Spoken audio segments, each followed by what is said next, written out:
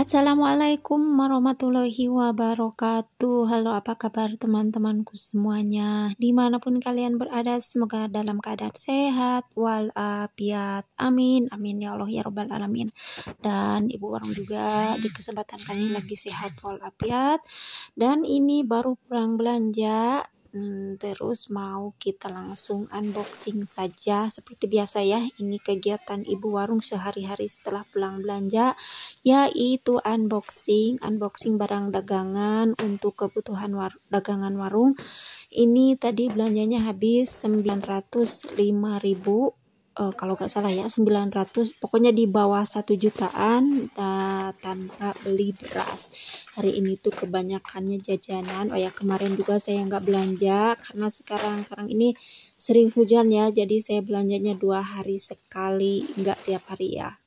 Dan sekarang sambil lanjut unboxing, saya mau jawab pertanyaan dan sekalian saya juga mau sharing pengalaman saya selama ngewarung rumahan modal minim seperti ini. Banyak sekali ya, kadang di bawah ekspektasi kita. Gimana sih ngomongnya, belibet banget.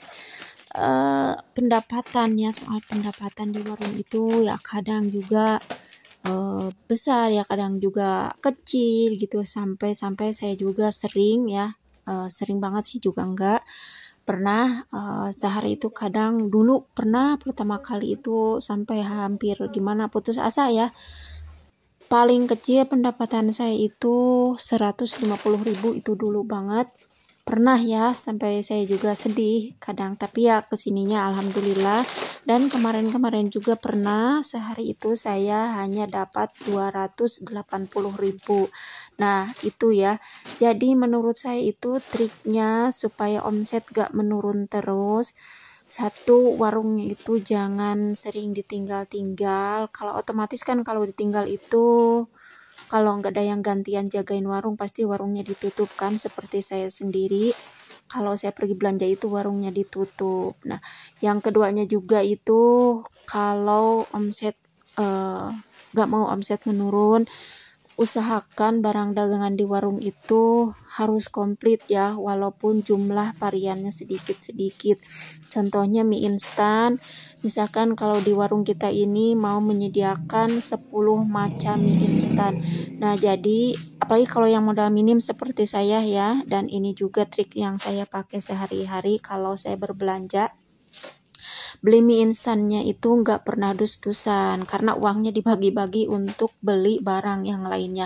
Memang beli dus-dusan itu kadang bisa lebih murah ya, tapi menurut saya kalau perputaran penjualannya agak slow ataupun penduduknya sedikit, konsumennya sedikit ya, saya belanjanya itu tergantung perputaran penjualannya aja.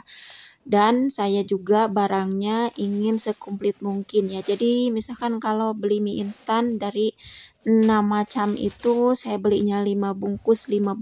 Nah, dari 5 bungkusnya aja gitu udah dapat berapa macam ya. Jadi otomatis mie instan di warung kita itu komplit. Jadi konsumen juga ingin beli mie instan itu bisa memilih di warung kita, gak bakalan pergi ke warung yang lainnya.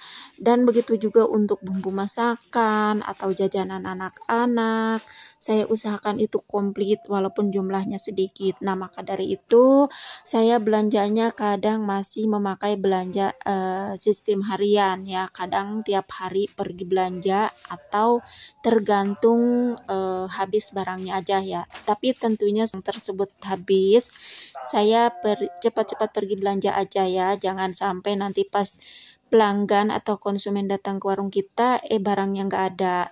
Nah, jadi akhirnya mereka pergi ke warung yang lain. Nah, otomatis omset kita akan menurun ya, karena pelanggan nggak jadi belanja di warung kita. Dan ketiganya, bila warung kita itu modalnya minim, usahakan jangan dihutangkan ya, atau jangan dikasbonkan aja dulu.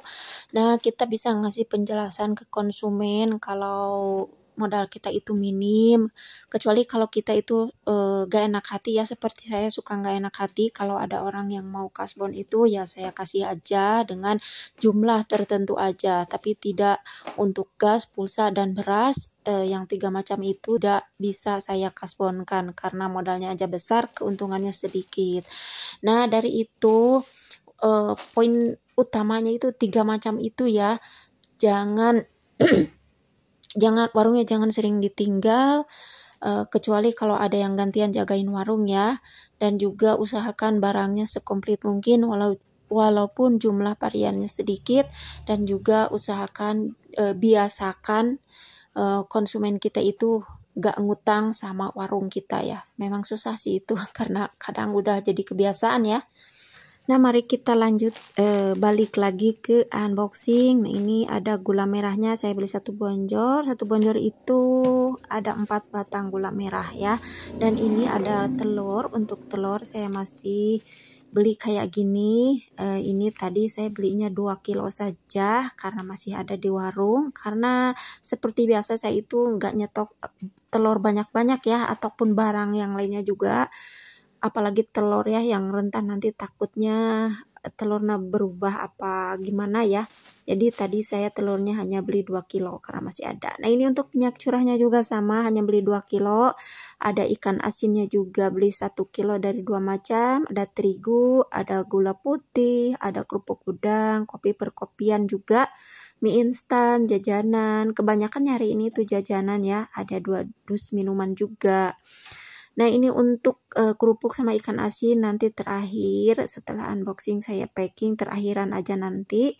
Sekarang fokus video ini aja dulu buat kebutuhan konten ya tentunya. Nah inilah keseluruhan belanjaannya dengan total uang yang saya belanjakan di bawah 1 juta rupiah tanpa beli beras.